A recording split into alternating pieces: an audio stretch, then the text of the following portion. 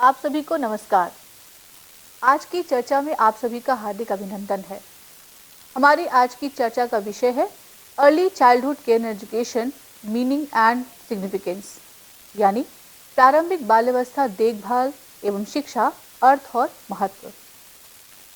जब हम early childhood care की बात करते हैं तो हमारे जहन में बहुत सारी बातें उभरती हैं कि आखिर ये अर्ली चाइल्डहुड है क्या, हम केयर की बात क्यों करते हैं, हम एजुकेशन की बात क्यों करते हैं। तो हमारी आज की जो चर्चा रहेगी उसके मुख्य बिंदु इस तरह से हैं। आज हम बातचीत करेंगे कि ईसीसी यानी कि प्रारंभिक बाल्यावस्था देखभाल एवं शिक्षा का अर्थ क्या है, इसकी महत्ता या इसकी सार्थकता क्या है, इसके उद्देश्य क्या हैं, इसमें से कौन कौन सी बातें शामिल हैं जिन्हें जानना समझना बेहद ज़रूरी है, अर्ली इंटरवेंशन क्या है, इसकी इम्पोर्टेंस क्या है, और भारतीय एवं ग्लोबल कॉन्टेक्स्ट में यानी कि भारतीय एवं वैश्विक परिप्रेक्ष्य में ईसीसी की क्या स्थिति है, क्या पोजीशन है और ऐसे कौन कौन से काम किए जा रहे हैं। जब हम ईसीसी की बात करते हैं तो हमारे सामने तीन तरह की टर्म्स शामिल होती हैं। पहली अर्ली चाइल्डहुड यानी कि प्रारंभिक बाल्यावस्था, दूसरी शब्दावली है केयर यानी देखभाल, और तीसरा शब्द या तीसरी शब्दावली है एजुकेशन यानी शिक्षा। जब हम अर्ली चाइल्डहुड की बात करते हैं, इस शब्दावली की बात करते हैं, तो इसका मतलब है एक खास हिस्सा, जिंदगी के पड़ाव का एक खास हिस्सा जिसे हम अर्ली चाइल्डहुड या प्रारंभिक बाल्यावस्था कहते हैं। यह बाल्यावस्था है क्या? यह बाल्यावस्था है जन्म से लेकर 6 साल, यानी early childhood is the period from birth to 6 years, यानी कि जन्म से लेकर 6 साल तक का जो हिस्सा है, ये जो जिंदगी का पड़ाव है, ये जो आयु वर्ग है, यह अर्ली चाइल्डहुड में शामिल होता है।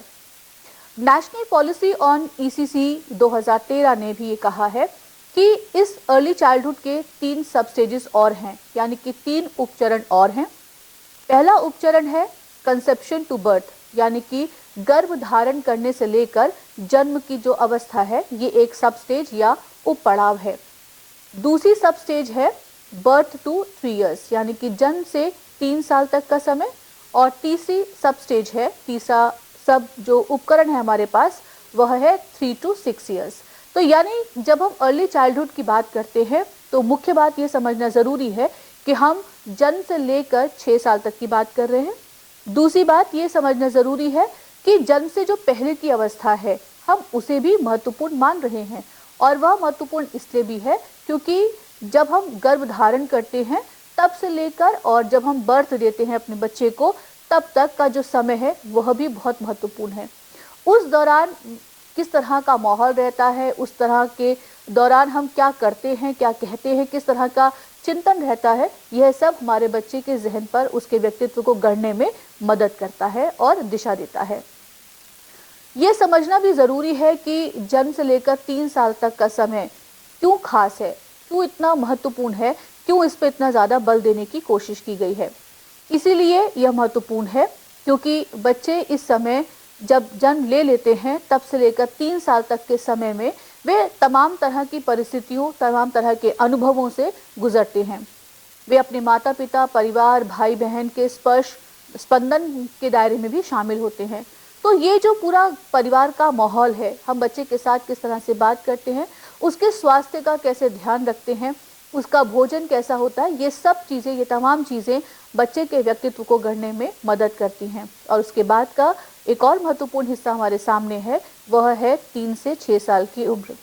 ये जो 3 से 6 साल की उम्र है, ये बेसिकली एजुकेशन के पॉइंट ऑफ व्यू से बहुत इंपॉर्टेंट है। यानी कि एजुकेशन की जब हम बात करते हैं तो ये समझना बेहद ज़रूरी है कि हम एजुकेशन को स्कूल की 4 दीवारी के भीतर बिल्कुल नहीं बांध रहे, बिल्कुल बांध भी नहीं सकते, क्योंकि एजुकेशन एक प्रक्रिया है, एक ऐसा प्रोसेस है जहां हम लगातार सीखते हैं। यानी कि जब हम जन्म लेते हैं तब से लेकर जीवन पर्यंत तक हम लगातार कुछ न कुछ सीखते रहते हैं, और यह सीखना स्कूल की 4 दीवारी, कॉलेज की 4 दीवारी, घर की 4 दीवारी के भीतर भी नहीं होता, यह उसके बाहर भी होता रहता है।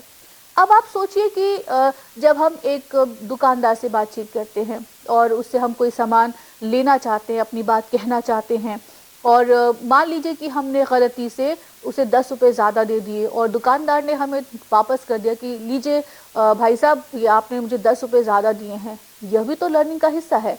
तो अब हमें ये समझ में आने लगा है कि जब हम एजुकेशन की बात करते हैं तो वह स्कूल, कॉलेज और परिवार की यानी कि घर की चार दीवारी तक सीमित नहीं है।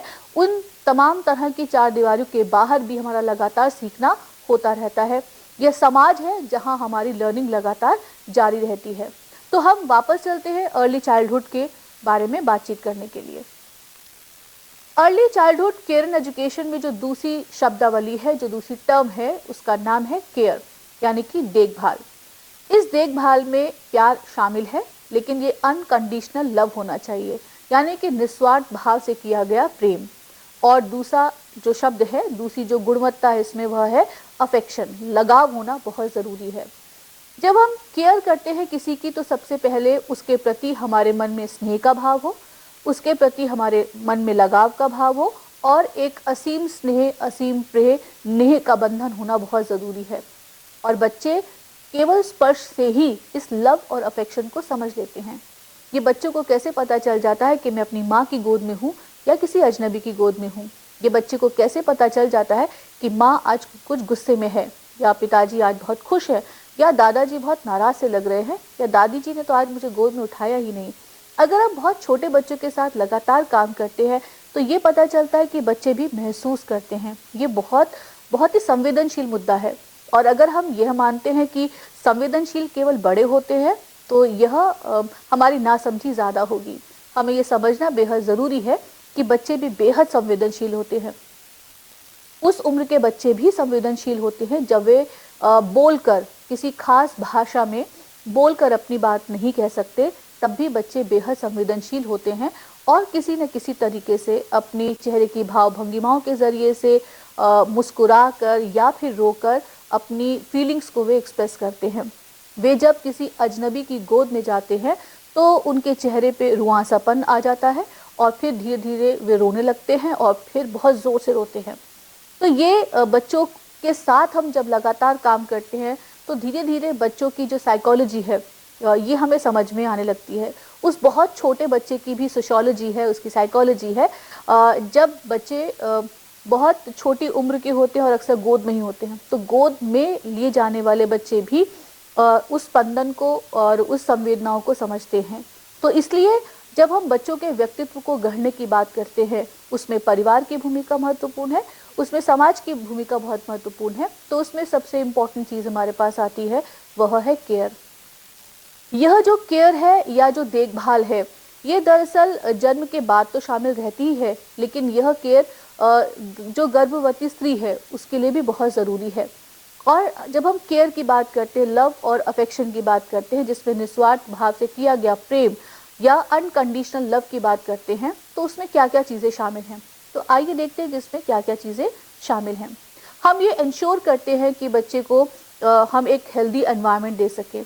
अब ये स्वस्थ वातावरण क्या है, हेल्दी एनवायरनमेंट क्या है? जहाँ सब लोग बहुत ही खुशनुमा वातावरण का निर्माण करते हैं, जहाँ सबके संबंध बहुत बेहतरीन हैं, जहाँ माता पिता लड़ते नहीं आपस में, जहाँ परिवार के सदस्य आपस में मिलजुल कर और हंसी खुशी से रहते हैं। जॉइंट फैमिली या संयुक्त परिवार भी ऐसा ही है, जहाँ एक बहुत हेल्दी एनवायरनमेंट होता है। दादा दादी हैं, चाचा चाची हैं, बुआ हैं, फूफा हैं, मौसी हैं, मौसा हैं, बहन है, भाई है, चचेरी बहन है, ताऊ जी की बेटी है, ताऊ जी का बेटा है, मामा का बेटा, मामा की बेटी। ये तमाम तरह के जितने भी परिवार के सदस्य हैं, ये आपस में किस तरह की विचारधारा रखते हैं, ये आपस में कैसे रहते हैं, उससे भी एक हेल्दी एनवायरनमेंट क्रिएट होता है। और एनवायरनमेंट का हाइजीनिक होना भी बहुत ज़रूरी है, यानी कि हम स्वच्छता का ध्यान लगातार रखें, गंदगी ना हो, प्रदूषण ना हो, जहाँ बच्चे रहते हैं वहाँ धूल मिट्टी का वातावरण ना हो, ये ध्यान रखना बहुत ज़रूरी है और ये केयर में भी शामिल है। केवल बच्चों को पुचकारना और उन्हें तुम बहुत अच्छे लग रहे हो और क्या हाल है, सिर्फ ये कहना ही काफ़ी नहीं है। बच्चों के प्रति जब हम अपना प्यार, उनकी प्रति देखभाल, उनके प्रति लव अफेक्शन उनके साथ साझा करते हैं या उसे एक्सप्रेस करते हैं, तो उसमें एक और यही चीज़ शामिल है कि बच्चों के आसपास का वातावरण स्वच्छ हो। हम एक प्रोटेक्टिव एनवायरनमेंट की बात भी करते हैं। यहाँ प्रोटेक्टिव एनवायरनमेंट का मतलब है कि बच्चे उस वातावरण में स्वयं को सुरक्षित महसूस कर सके। ये प्रोटेक्टिव एनवायरनमेंट है। उसे मालूम हो कि अगर मुझे भूख लगी है, मुझे प्यास लगी है या मुझे किसी चीज़ की ज़रूरत है तो मेरे परिवार के सदस्य मेरे पास तुरंत आएंगे और मेरी ज़रूरतों को पूरा करेंगे और मैं सुरक्षित हाथों में हूँ। और अक्सर कई बार ऐसा होता है कि जो माताएं काम पर जाती हैं, जो नौकरी करती हैं कहीं, जहाँ उन्हें घर से बाहर जाना पड़ता है, बच्चे ये समझ जाते हैं कि अब माँ के नौकरी पे जाने का या घर से बाहर जाने का समय आ गया है। और माँ जिनके हाथों में अपने बच्चों को छोड़ कर जाती हैं, बच्चे धीरे धीरे ये महसूस करने लगते हैं कि ये जो बुआ है, ये जो दादी है, ये जो चाची हैं या जो क्रेच की दीदी हैं, इनके पास में सुरक्षित हूँ। और एक और हम एनवायरनमेंट की बात करते हैं और वह एनवायरनमेंट है स्टिमुलेटिंग एनवायरनमेंट, यानी कि बच्चों के पास ऐसी अपॉर्चुनिटी हो जहाँ वे एक्सप्लोर कर सके, चीज़ों को देख सके, छू सके, महसूस कर सके। ऐसा स्टिमुलेटिंग एनवायरनमेंट क्रिएट करना बहुत ज़रूरी है। और जब हम केयर, लव, अफेक्शन की बात करते हैं तो दरअसल यह हर बच्चे के लिए बहुत ज़रूरी है। अब हम बात करते हैं अपनी तीसरी शब्दावली या तीसरी टर्म एजुकेशन की। एजुकेशन एक प्रोसेस है, एक प्रक्रिया है। अगर यह प्रक्रिया है, प्रक्रिया तो है ही, अगर यह प्रक्रिया है तो हम प्रोडक्ट की बात कब करेंगे। एजुकेशन एक प्रोसेस है और ये लाइफ लॉन्ग लर्निंग प्रोसेस है। अगर हम एजुकेशन की बात करते हैं, शिक्षा की बात करते हैं, तो जैसे मैंने पहले भी बताया कि एजुकेशन स्कूल और कॉलेज की चार दीवारी के भीतर बंधी हुई चीज़ नहीं है। ये बंधी हुई चीज़ नहीं है, इसमें स्पंदन है। स्पंदन जिसमें होता है वह प्रक्रिया लगातार बहती रहती है। तो एजुकेशन एक प्रक्रिया है, निरंतर सीखने की प्रक्रिया है। और इस पूरी सीखने की प्रक्रिया में बहुत सारी चीज़ें हम एक्वायर करते हैं। ये जो एक्वायर करना है या अर्जन करना है या एक्विजिशन है और जो सीखना है, इन दोनों तरह की शब्दावली में फ़र्क होता है। हम इस फ़र्क को थोड़ी देर के लिए समझ भी लेते हैं। जब हम भाषा की बात करते हैं, विशेष रूप से अपनी मातृभाषा की बात करते हैं, या हम जिस तरह से चलते हैं, जिस तरह से बातचीत करते हैं, या जिस तरह से चीज़ों को खोल कर देखने की कोशिश करते हैं, या जिस अदा से अखबार पकड़ते हैं, या जिस अदा से पेन पकड़ते हैं, ये सब धीरे धीरे एक्वायर करते हैं। ये हमें किसी ने सिखाया नहीं है, ना हमारी माँ ने सिखाया, ना पिता ने सिखाया, ना दादा ने सिखाया, और ना ही ये हमें दादी ने सिखाया है। ये हमने अपने वातावरण से एक्वायर किया है। तो ये जो पूरा एक्विजिशन का मामला है, इसमें वैल्यूज़ भी शामिल है, यानी कि हम जीवन मूल्यों को भी लगातार एक्वायर करते चलते हैं। तो जब हम वैल्यूज़ की बात करते हैं तो वैल्यूज़ सीखने की चीज़ ज़्यादा है, सिखाने की चीज़ वह नहीं है। हम किसी को वैल्यूज़ सिखा नहीं सकते। हाँ, लेकिन ऐसा हो सकता है कि हम जिस तरह का व्यवहार प्रदर्शित करते हैं, बाकी जो लोग हैं वे हमसे वे वैल्यू सीखते चले जाएंगे। अब इस बात को एक और उदाहरण से समझ लेते हैं। ये उदाहरण है, मान लीजिए कि हमारे घर में कोई व्यक्ति आए, अतिथि आए हमारे, और फिर हमने उन्हें आदर सम्मान के साथ कहा आइए बैठिए। उसके बाद जो बुआ है वो किचन में जाती हैं और फिर एक ट्रे में उनके लिए जल लेकर आती हैं, साथ में कुछ मीठा भी लेके आती है कि बहुत धूप पड़ रही है, खाली जल नहीं लेना चाहिए, कुछ खा कर ही जल लेना चाहिए। तो एक छोटा बच्चा ये लगातार ऑब्जर्व करता है और कि देखता है कि बुआ ने ट्रे कैसी पकड़ी है, ग्लास कैसे पकड़े हैं, ग्लासों में पानी कितना रखा है, और जल के साथ उन्होंने खाने में क्या रखा है, वह चीज़ कहाँ रखी है। तो जो छोटे बच्चे होते हैं वो बहुत ही माइन्यूटली चीज़ों को ऑब्जर्व करते हैं। तो उन्होंने जब लगातार बुआ को, दादी को, पापा को, चाचा को ऐसा करते देखा कि जब परिवार में कोई आता है, कोई अतिथि आते हैं तो हम इस तरह का बिहेवियर करते हैं। तो बस वैल्यू एक्वायर कर दी, ये पता ही नहीं चला कि कब बड़ों ने बच्चों को ये सिखा दिया। तो वैल्यूज़ या मूल्य की जब हम बात करते हैं तो हम दरअसल जीवन मूल्यों की बात करते हैं, साथ साथ हम संवैधानिक मूल्यों की बात भी करते हैं। लेकिन एक छोटे बच्चे को इसकी सचेत जानकारी नहीं होती कि हम जो एक्वायर कर रहे हैं, हम जो सीख रहे हैं, या धीरे धीरे हमारी खुद की पर्सनालिटी में जो बदलाव आ रहा है, वह दरअसल हम एक्वायर किया है। इसकी सचेत जानकारी, सचेत ये जो कॉन्शियस लेवल पर लर्निंग है, ये उसका उसे अंदाज़ा नहीं होता है। बच्चे जब थोड़े बड़े होते हैं और ये सब काम करने योग्य हो जाते हैं तो फिर वे तुरंत दरवाजे पे दस्तक होती है, वे दरवाज़ा खोलते हैं, प्रणाम करते हैं और बोलते हैं कि आइए बैठिए, मैं पिताजी को बुला के लाता हूँ, या आइए बैठिए मैं दादाजी को बुला के लाता हूँ, या आइए बैठिए मैं दादी को बुला कर लाता हूँ। यानी कि घर में जो भी बड़े हैं वे उनका नाम लेके कहते हैं कि आप बैठिए और मैं उन्हें बुला कर लाता हूँ। इसके बाद बच्चा क्या करेगा?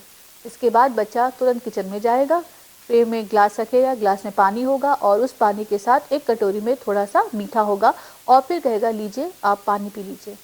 तो अब अतिथि कहेंगे अरे इतना छोटा सा बच्चा और इतनी वैल्यूज़, तो इसने सीखी कैसे, ये किसने सिखाया। तो अगर बड़े उसे पूछेंगे भी कि बेटा आपको ये किसने सिखाया, तो बच्चा इसका जवाब नहीं दे पाएगा। लेकिन हाँ, जब हम बड़े अतिथि के तौर पर घर के एनवायरनमेंट को ऑब्जर्व करते हैं, लोगों के आपसी बोलचाल को ऑब्जर्व करते हैं, उनके बिहेवियर को ऑब्जर्व करते हैं, तो हमें ये पता चल जाता है कि बच्चे धीरे धीरे लगातार वैल्यूज़ को एक्वायर कर रहे हैं, वैल्यूज़ का अर्जन कर रहे हैं, वैल्यूज़ को ग्रहण कर रहे हैं। मूल्य हमेशा ग्रहण किए जाते हैं। हम एजुकेशन में जब बात करते हैं तो हम नॉलेज की बात भी करते हैं, यानी कि ज्ञान की बात करते हैं। यह ज्ञान भी जानकारी से अलग है। ये समझना बहुत ज़रूरी है कि इन्फॉर्मेशन और नॉलेज में फ़र्क होता है। जब आप किसी इन्फॉर्मेशन को इस्तेमाल करते हैं, अपने उपयोग में लाते हैं, तो वह नॉलेज बन जाता है, यानी कि ज्ञान हो जाता है। उसके बाद हम बात करते हैं स्किल्स की, यानी कि कुशलताओं की। ये जो कुशलताएं हैं ये हमारे व्यवहार में बहुत आसानी से ऑब्जर्व की जा सकती हैं और इन्हें आप लगातार देख सकते हैं। तो ये कुशलताएं भी हम धीरे धीरे अर्जित करते हैं। अब ये कुशलता क्या है, इसमें टॉयलेट ट्रेनिंग भी शामिल है। और जब हम टॉयलेट ट्रेनिंग की बात करते हैं कि किस तरह से वो ट्रेनिंग होनी चाहिए, तो उसमें नॉलेज भी शामिल है। और जब हम स्किल की बात करते हैं तो हमें ये समझ में आने लगता है कि हमें अपने कपड़े किस तरह से तय करके रखने चाहिए। हमें ये भी समझ में आने लगता है कि दूसरों के साथ कैसे बात करनी चाहिए, पढ़ना कैसे चाहिए, लिखना कैसे चाहिए। तो धीरे धीरे हम अपने परिवार से और अपने परिवार के सदस्यों को लगातार देखते हुए हम ये कुशलताएं भी अर्जित कर लेते हैं। लेकिन कुशलताएं अर्जित कैसे होती हैं? कुशलताएं अर्जित तब होती है जब हम उसका लगातार अभ्यास करते हैं। लेकिन ये समझना ज़रूरी होगा कि ये अभ्यास, ये सार्थक अभ्यास है, इसका एक उद्देश्य है, यह उद्देश्यपूर्ण अभ्यास है, निरर्थक अभ्यास नहीं है। निरर्थक अभ्यास और सार्थक अभ्यास में कैसे फर्क करेंगे, तो इसके लिए हम एक छोटा सा उदाहरण लेते हैं। मान लीजिए कि पहली क्लास में पढ़ने वाला बच्चा, जो ईसीसी के दायरे में ही क्लास आती है, तो पहली क्लास में पढ़ने वाले बच्चे को हम लिखना सिखा रहे हैं और हमें यह लगता है कि जब तक वे अक्षर ज्ञान नहीं सीख लेंगे तब तक उन्हें लिखना नहीं आएगा। लेकिन यह सत्य नहीं है, ये एक भ्रामक अवधारणा है। बच्चे के लिखना सीखने में ये ज़रूरी है कि बच्चा अर्थ के साथ अपने आप को जोड़ सके। तो स्किल कैसे होगा? अब दो तरह के उदाहरण हमारे सामने हैं। एक, परिवार का कोई सदस्य या फिर स्कूल में कोई टीचर हमें स्किल के लिए एक कॉपी देती है, कॉपी पे लिखती हैं प, और कॉपी में 3 बार प लिखा और उसके बाद कहा बच्चे से कि अब आप प लिखिए, क्योंकि आपको प लिखना नहीं आता, या हम प लिखने का अभ्यास करेंगे। अब बच्चे ने क्या किया? बच्चे ने अपनी कलम उठाई, उसने प प प प प प लिखना शुरू किया।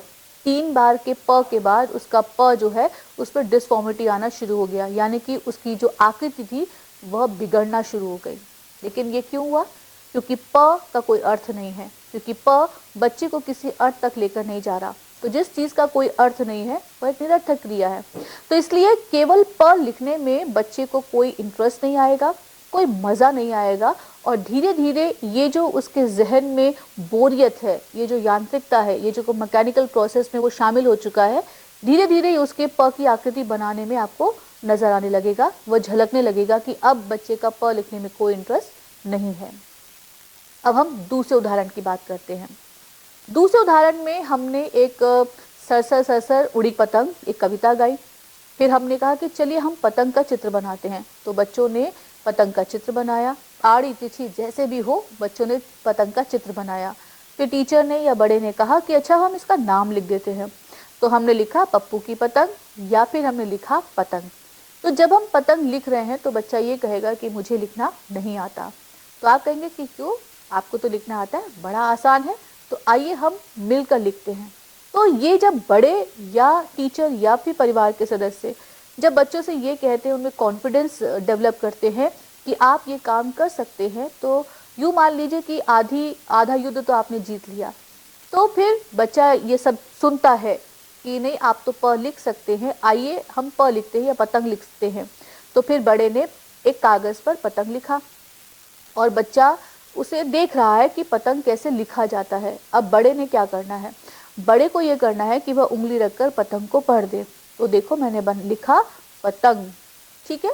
बच्चे ने क्या किया? बच्चा सुनता है और बच्चा देख रहा है कि पतंग कैसे लिखा जाता है। फिर बच्चा उस लिखे हुए को देखकर नीचे लिखने की कोशिश करता है। बस यहाँ उसकी कुशलता धीरे धीरे एक सार्थक उद्देश्य के साथ और सार्थकता के साथ बहुत ही मजेदार प्रक्रिया बन जाती है। दोनों ही स्थितियों में बच्चा लिख तो रहा है, एक में वह केवल प लिखता था जिसका कोई अर्थ नहीं है, दूसरे उदाहरण में उसने पतंग लिखा जिसका कोई अर्थ है। और ये अर्थ कहाँ से मिला? ये अर्थ मिला उसे कविता से, यह अर्थ मिला उसे पतंग शब्द से। और जिस भी प्रक्रिया का, जिस अभ्यास का कोई अर्थ होता है, कोई उद्देश्य होता है, वह हमेशा बच्चों को अपनी तरफ रुझाती है। हम एजुकेशन में ही बात करते हैं एटीट्यूड्स की, यानी कि अभिवृत्ति की, यानी कि नजरिए की। और एजुकेशन में ये सबसे